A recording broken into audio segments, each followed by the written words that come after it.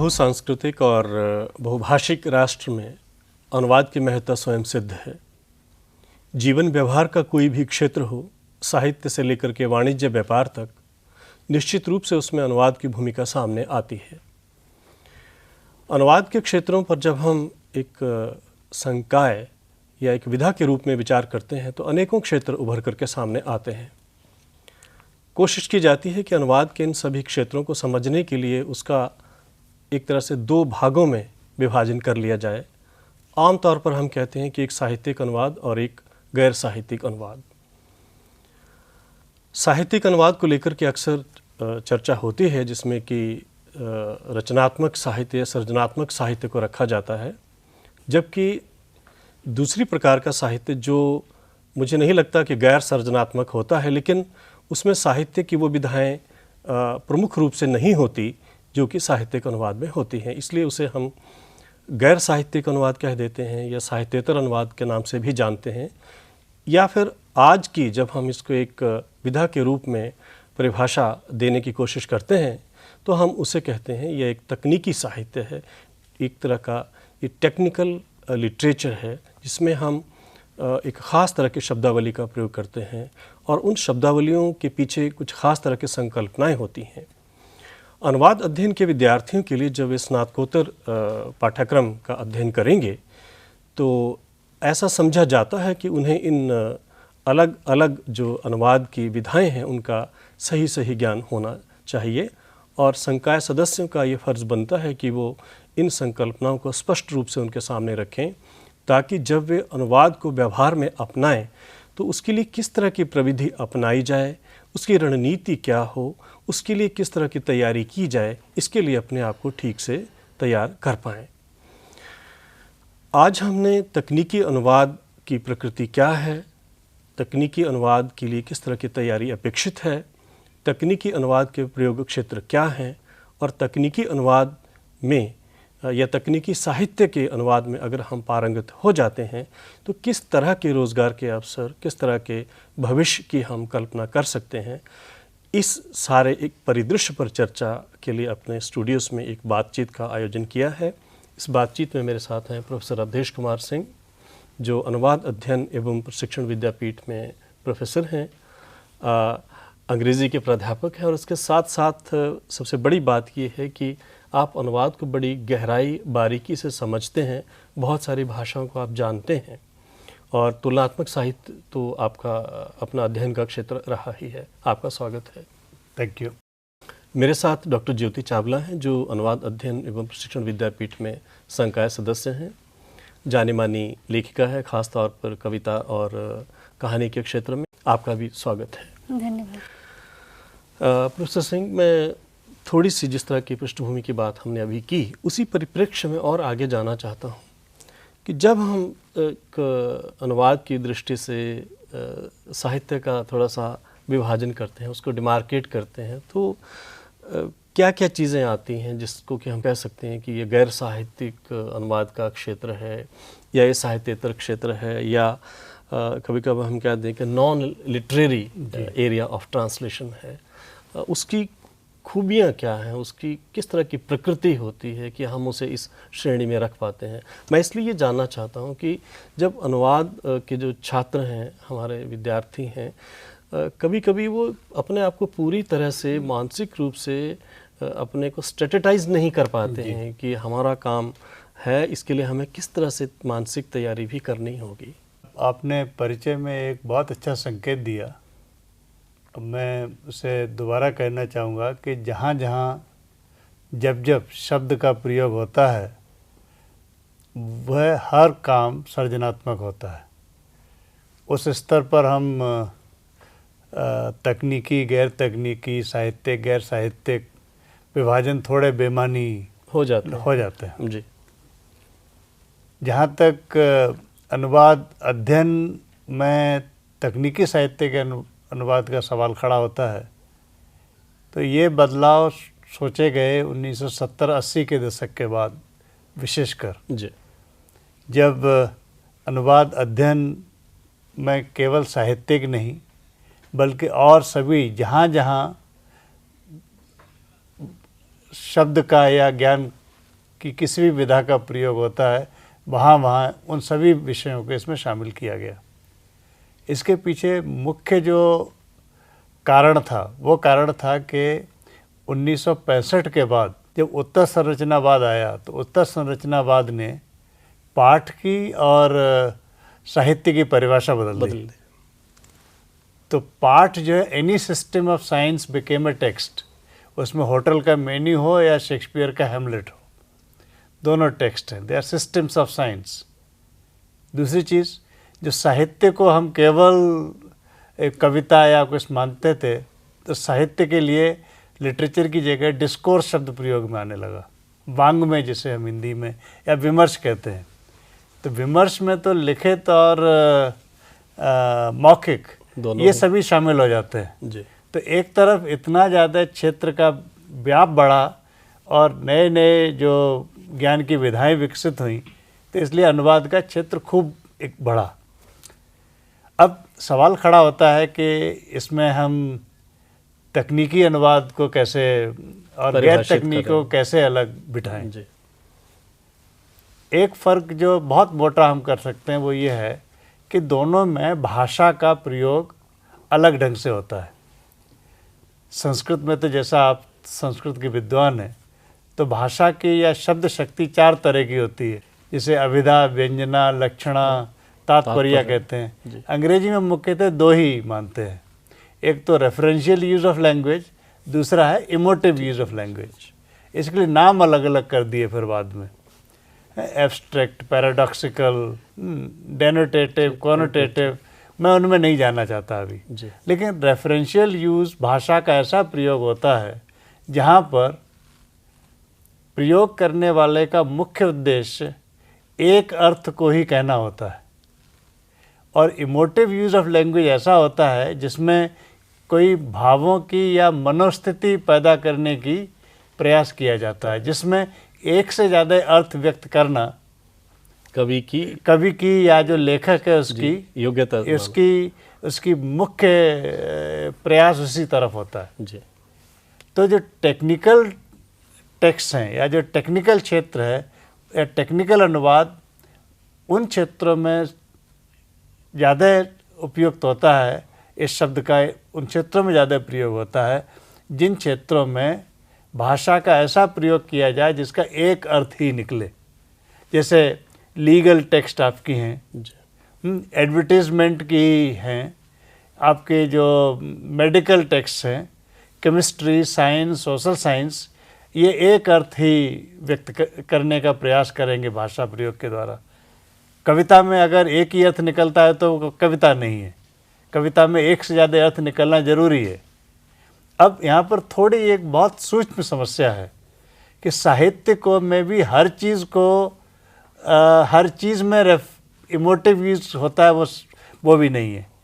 उदाहरण के लिए मैं आपको बताऊं, कविता है, नाटक है, इन सब में इमोटिव यूज ऑफ लैंग्वेज खूब होता है, एक से ज़्यादा अर्थ का प्रयास किया जाता है, लेकिन आलोचना में ऐसा नहीं करेंगे जी। आलोचना में जहाँ तक बनेगा आप रेफरेंशियल यूज ऑफ लैंग्वेज करेंगे कि उससे आपका जो अर्थ है वो सीधे होना चाहिए जी। इसलिए व्यापक ढंग से कहना चाहें तो आप हर उस क्षेत्र जिसमें भाषा का प्रयोग ऐसा होता है कि एक ही अर्थ व्यक्त करने का अभिप्राय या अभिप्रेत रहे जी, वो सब टेक्निकल अनुवाद के क्षेत्र में आ जाएंगे। डॉक्टर सिंह ने एक बात कही कि साहित्य में भी खासतौर पे जो आलोचना की बात हुई है कि उसमें भी एक ऐसा प्रयास रहता है कि जो आलोचक है उसका मंतव्य सीधे सीधे सामने आए। मैं थोड़ा सा भाषा के इडियम की बात की जाती है, हर क्षेत्र के लिए जिस तरह की हम भाषा प्रयोग करते हैं उसका अपना अलग इडियम होता है। ये इडियम क्या है और अनुवादक इस इडियम को कैसे समझने की कोशिश करे कि वो जब वो किसी क्षेत्र विशेष के पाठ का अनुवाद करने के लिए बैठे, तैयारी करे, तो वो उसके मन में वो चीज़ बस जाए। और एक तरह से जब हम ये कहते हैं कि अनुवाद एक बड़ी बौद्धिक गतिविधि है, बहुत सारा अनुवाद उसके मनोमस्तिष्क में हो जाता है, उसके बाद वो कागज़ पर केवल औपचारिक रूप से उसको उतारता है। तो ये जो ईडियम है, ये जो भाषा की, जिसको कभी कभी हम प्रयुक्ति की बात भी कहते हैं, या अगर डिस्कोर्स की बात नॉन लिटरेरी सेंस में कहेंगे तो वहाँ पर भी एक प्रोक्ति होती है। तो ये सब अनुवादक कैसे समझे? धन्यवाद आपके प्रश्न के लिए। आपने अपने प्रश्न में ही मेरे एक जवाब का एक अंश आपके प्रश्न में ही छुपा हुआ था। आपने कहा कि अनुवादक की जो गतिविधि होती है, अनुवादक जो काम करते हैं, वो सिर्फ एक तरह का अनुकरण नहीं करते, बल्कि एक बौद्धिक गतिविधि, एक बौद्धिक पूरी प्रक्रिया उसके अंदर शामिल होती है। स्पष्ट है कि जिस तरह के एक रचनाकार होते हैं, उसी तरह का अनुवादक की भूमिका भी उतनी ही बड़ी होती है जब वे अनुवाद कर रहे होते हैं। यानी कि आवश्यक है कि जिस विषय का या जिस खास विधा का वो अनुवाद कर रहे हैं, उसका एक बेसिक जानकारी उनके पास अवश्य हो जी। तो इससे आपने एक पूरे जो अनुवाद को लेकर जो लंबे समय से एक विमर्श चला आ रहा है कि अनुवादक की भूमिका समाज में क्या होनी चाहिए, उसका भी आपने लगभग एक जवाब दे दिया। उसके साथ ही जहाँ तक प्रोक्ति का सवाल है, चाहे विज्ञान का अनुवाद हो, चाहे साहित्य का अनुवाद हो, चाहे गैर तकनीकी विषय में जितने तकनीकी साहित्य में जितने भी विषय आते हों, चाहे अर्थ विज्ञान हो, चाहे विधि का अनुवाद हो, सबका अपना एक खास इडियम, अपनी एक खास भाषा, अपना एक खास मुहावरा होता है, जिसका अनुवाद करते समय अनुवादक के लिए भी आवश्यक है कि वो उस तरह की भाषा के साथ उसकी एक फाइन ट्यूनिंग हो। एक साहित्य का अच्छा अनुवादक ज़रूरी नहीं है कि विधि के साहित्य का भी अनुवाद कर पाए। मुझे लगता है कि वो शायद फेल ही हो जाएंगे, अच्छा अनुवाद नहीं कर पाएंगे। तो ये ज़रूरी है कि जिस विधा का या जिस खास माध्यम का हम अनुवाद कर रहे हैं, अनुवादक की पृष्ठभूमि भी कुछ वैसी हो या उनका ज्ञान उस तरह से हो। किसी भी क्षेत्र में अनुवाद कर लें, जैसे हमने कहा कि हम अपने पाठ्यक्रम में अनुवादकों को भी तैयार करते हैं, तो क्या जब हम अनुवादकों को तैयार करते हैं, क्या उसमें हम ये कॉमन क्राइटेरिया क्या डेवलप कर पाते हैं कि एक ही अनुवादक किसी भी तरह के साहित्य का अनुवाद कर पाते हैं? संभव नहीं है। वहाँ हम अपने छात्र पर ये एक ऑप्शन छोड़ते हैं कि वो अपने आस्वाद के अनुसार विषय का चयन करें। तो ज़रूरी है कि उस प्रोक्ति को समझकर, उस प्रयोग को समझकर ही हम अनुवाद के प्रक्रिया में हाथ डालें। तो इसीलिए जहाँ तक अलग अलग विधाओं का सवाल है, अलग अलग विषयों का सवाल है, वहाँ जैसे हमने कहा कि तकनीकी और गैर तकनीकी साहित्य में सर ने जिस ओर संकेत किया कि भाषा का जो प्रकृति है वो बिल्कुल भिन्न होती है। जैसे आलोचना में सर ने कहा कि आलोचना में ज़रूरी है कि जो कहा जा रहा है सीधा सीधा वही समझ भी आए, लेकिन उसके बावजूद आलोचना में हमारे पास, एक साहित्यकार के पास ये संभावना होती है कि वहाँ वो भाषा में व्यंग्य का प्रयोग भी कर सके, लाक्षणिक प्रयोग भी कर सके। लेकिन जब हम तकनीकी साहित्य का अनुवाद करते हैं तो ये संभावना पूरी तरह से खत्म हो जाती है। यदि कोई अनुवादक या लेखक इस तरह की छूट भाषा में लेता है या लेते हैं, तो वो उसकी खामी मानी जाएगी, उसकी कमी मानी जाएगी। उसे एक अच्छा रचनाकार, अच्छा लेखक उस विषय विशेष का या अच्छा अनुवादक नहीं माना जा सकता यदि वह भाषा में इस तरह की एम्बिग्विटी, इस तरह की विचलन अगर भाषा में किसी तरह का आता है, तो वो तकनीकी साहित्य का अनुवाद नहीं हो सकता। तकनीकी साहित्य को लेकर के जब हम ख़ास तौर पे अनुवाद की दृष्टि से उस पर चर्चा करते हैं, तो ऐसा माना जाता है कि तकनीकी साहित्य में मूल रूप से हम तकनीकी शब्दावली का प्रयोग करते हैं। अब ये तकनीकी शब्दावली को एक दूसरे नाम से भी जाना जाता है, जिसको हम पारिभाषिक शब्दावली कहते हैं। और मुझे लगता है कि प्रोफेसर सिंह, पारिभाषिक शब्दावली की जब हम बात करते हैं, तो जैसा कि इस शब्द में ही कुछ निहित है कि ये परिभाषात्मक होते हैं, इनके पीछे कोई कुछ निश्चित अवधारणा होती है, एक तरह का वैज्ञानिक आधार होता है जिस पर ये शब्द बनाए जाते हैं। तो जब हम तकनीकी साहित्य के अनुवाद की बात करते हैं, तो वहाँ ये एक तरह से हमारे ऊपर आयत हो जाता है, एक हमारे ऊपर एक आवश्यकता बन जाती है कि हम यथासंभव तकनीकी शब्दों का प्रयोग करें। लेकिन ऐसा माना जाता है कि बहुत सारे तकनीकी शब्दों का ही प्रयोग अगर अनुवादक करेगा, तो अनुवाद में जो एक मूलभूत गुण होता है, वस्तुनिष्ठता, और शायद वस्तुनिष्ठता तो थोड़ी बहुत बनी रहेगी, लेकिन संप्रेषणीयता उसकी खत्म हो जाएगी। तो ये जो संकट अनुवादक के सामने आता है, प्रोफेसर सिंह, क्या किया जाए?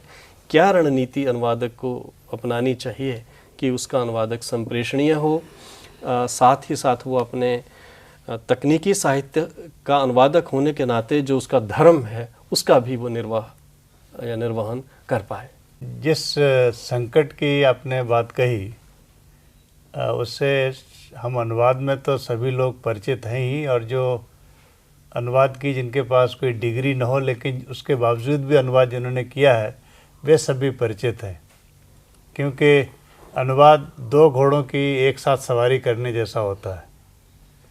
तो संकट तो निश्चित है, लेकिन जहाँ तक तकनीकी अनुवाद का सवाल है या तकनीकी अनुवाद में पारिभाषिक शब्दावली का प्रश्न है, तो हम सब जानते हैं कि ज्ञान के जो टेक्निकल क्षेत्र हैं या जो बिल्कुल विशिष्ट क्षेत्र हैं उनकी एक निश्चित शब्दावली है। वैसे तो ये कहने में भी कोई संकोच नहीं होना चाहिए कि हर शब्द एक कॉन्सेप्ट होता है, एक अवधारणा है, लेकिन विषय के हिसाब से उसकी अवधारणाएं या उसकी संकल्पनाएं एक निश्चित ढंग से विकसित होती हैं। जी।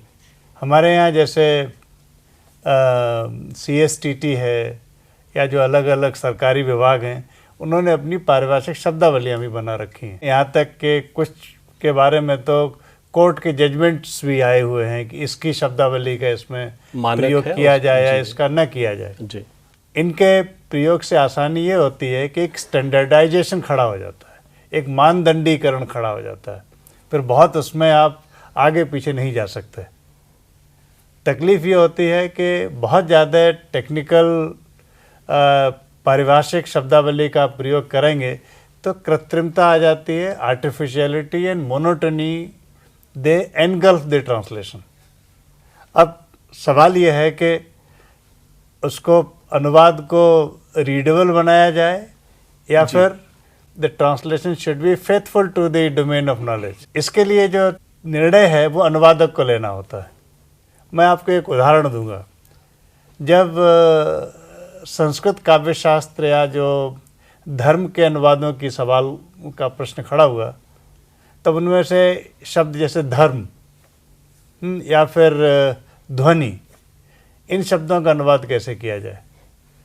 तो हम सबको तो मालूम है कि धर्म का अनुवाद फर्स्ट स्टेज में तो रिलीजन कर दिया करस्पॉन्डिंग इक्विवेलेंस देखकर। बाद में जब पता लगा कि दोनों अलग अलग चीज़ें हैं, one is way of living, another is way of worship.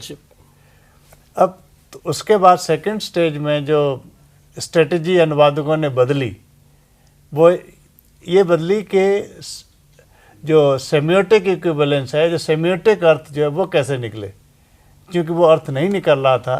तो इसलिए अंत में ध्वनि हो या वक्रोक्ति हो या धर्म हो, उसे धर्म को कॉन्सेप्ट की तरह रिटेन ही किया, उसको ज्यों का त्यों रखकर फिर उसके जो है अनुवाद या फिर उसको ग्लॉस किया या फिर उसके बाद उसका एक्सप्लेनेशन दिया। जहाँ तक दूसरे जो टेक्स्ट हमारी हैं, चाहे वे विधि की हों या दूसरी भी बहुत ज़्यादा टेक्निकल हो जाती हैं, तो उसमें जो सबसे बड़ी चीज़ है कि जो कोई भी अनुवादक है उसे उस क्षेत्र का अच्छा ज्ञाता होना बहुत ज़रूरी है।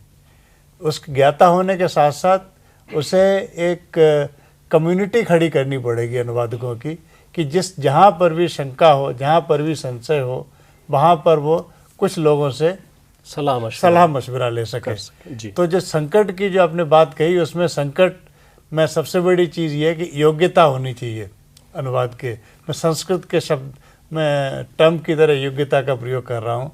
और दूसरी चीज़, उस संकट से उबरने का तरीका ये है कि दूसरे लोगों के पास, जिनके पास उस विषय का ज्ञान है, उनके पास जाकर उनसे जो निर्णय लेने में कभी मल्टीपल चॉइसेस होती हैं ना, कभी चॉइसलेसनेस होती है, उन दोनों के बीच में निर्णय लेने में आसानी रहेगी। पारिभाषिक शब्दावली का योगदान तो रहेगा, लेकिन जो पारिभाषिक शब्दावली में भी बदलाव आने की जो ज़रूरतें होती हैं, वे सभी ऐसे ही विचार विमर्शों से अनुवादकों के द्वारा ही खड़ी की जाती हैं। यह भी तो हम सब जानते हैं कि ज्ञान का जिस तरह से विकास लगातार होता रहा है, कुछ कुछ संकल्पनाओं में भी बदलाव आता रहा है। कई दफ़े अनुवाद के संदर्भ में तो कहा जाता है कि पुराने अर्थ जो शब्दों के हैं वो पीछे छूट जाते हैं और नए संदर्भ के अनुसार उनके अर्थ बदल जाते हैं। जी, मैं एक्चुअली अनुवाद का एक सबसे बड़ा बाय प्रोडक्ट जो समाज को मिलता है वो बाय प्रोडक्ट है कि अनुवाद हर ज्ञान की विधा के अंदर और हर भाषा के अंदर एक सब लैंग्वेज पैदा करता है जी, जिसे हम उपभाषा कहना चाहें। और वो उपभाषा बनती है इन नई संकल्पनाओं के जुड़ने के साथ जो दूसरे ज्ञान क्षेत्रों से आती हैं या फिर दूसरी भाषाओं से यात्रा करके नया घर ढूंढ लेती हैं और उनमें फिर वो एक नए अर्थ तक में विकसित हो जाती हैं। जी, जाहिर है कि तकनीकी साहित्य का जो क्षेत्र है वो बड़ा व्यापक है, बहुविध है, उसमें बहुत सारे क्षेत्र आते हैं। इस नाते जब हम इसमें संभावनाओं की बात करते हैं तो एक बड़ा संभावनाओं का संसार हमारे सामने खुलता है। डॉक्टर चावला, कुछ विषयों की तो हमने बात की, लेकिन जब हम गैर तकनीकी साहित्य की बात करते हैं तो जाहिर है उसमें कुछ सीमित, जिसको हम साहित्यिक अनुवाद कह सकते हैं, लेकिन जब तकनीकी साहित्य के क्षेत्र की बात करते हैं तो उसमें रोज़गार के तो बहुतेरे अवसर होंगे।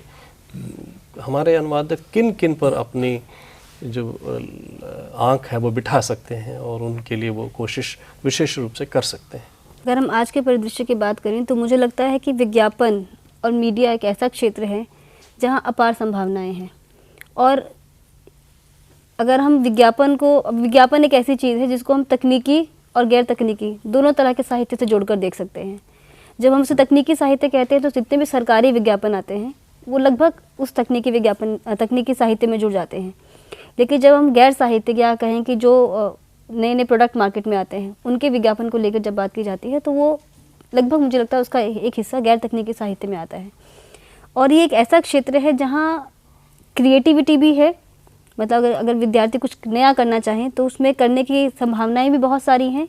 और क्योंकि मीडिया एक ऐसी दुनिया है जहाँ जो आर्थिक रूप से भी बहुत समृद्ध है, तो मुझे लगता है कि विद्यार्थियों को एक विद्यार्थियों के लिए एक अच्छा स्कोप है विज्ञापन और मीडिया की दुनिया। ये एक अपने आप में बड़ा क्षेत्र एक बड़ा क्षेत्र है। मुझे लगता है कि जिस तरह का ग्लैमर आज के बच्चों को या आज के नई जनरेशन को आकर्षित कर रहा है, उस ग्लैमर को अगर ध्यान में रखा जाए उस एक पर्सपेक्टिव से और आर्थिक रूप से जो जिस तरह की मदद वो चाहते हैं उस दृष्टि से और अपनी क्रिएटिविटी के सपोर्ट के लिए, मुझे लगता है विज्ञापन और मीडिया एक बहुत बड़ी दुनिया है जहाँ इस तरह के रोजगारों की तलाश की जा सकती है। प्रकाशन उद्योग भी एक बड़ा, प्रकाशन उद्योग के साथ मैं एक जो बात कहना चाह रही थी, जैसे हमने कहा कि तकनीकी साहित्य के अनुवाद की जो समस्या है, क्यों आखिर ऐसी समस्या आती हैं।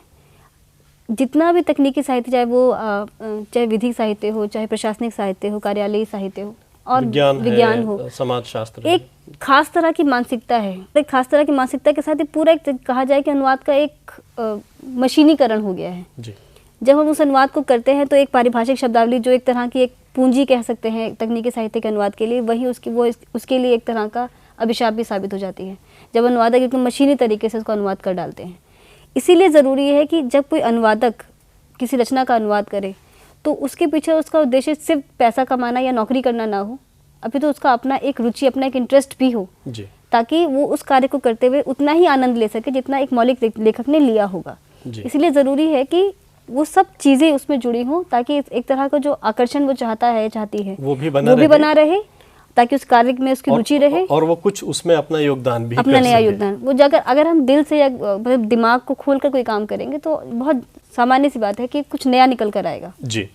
इस सारी चर्चा में एक बात तो सामने स्पष्ट हुई है कि तकनीकी साहित्य का अनुवाद अपने आप में एक बड़े व्यापक परिक्षेत्र को समेटे हुए है और इसकी अपनी संकल्पनाएं हैं और इसके डायमेंशंस या आयाम बहुविध हैं। समाज के बहुत सारे क्षेत्रों में इसकी गहरी पैठ है और रोज़गार की दृष्टि से भी तकनीकी साहित्य का अनुवाद एक अच्छी संभावना हो सकता है।